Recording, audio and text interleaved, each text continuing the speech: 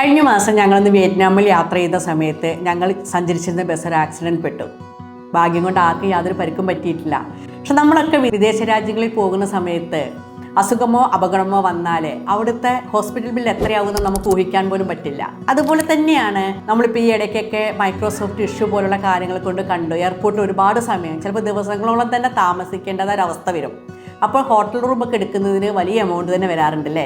നമ്മൾ എയർപോർട്ടിൽ കൂടെ യാത്ര ചെയ്യുന്ന സമയത്ത് ഫ്ലൈറ്റിൽ വെച്ചോ അല്ലെങ്കിൽ എയർപോർട്ടിൽ വെച്ചോ നമ്മുടെ ബാഗ് മിസ്സാവുക, അല്ലെങ്കിൽ ബാഗൊക്കെ കറക്റ്റ് ടൈമിൽ നമ്മുടെ കൂടെ എത്താത്തൊരു സാഹചര്യം വരുന്ന സമയത്ത് നമുക്ക് അത്യാവശ്യമുള്ള സാധനങ്ങളൊക്കെ വാങ്ങേണ്ടി വരും അല്ലേ.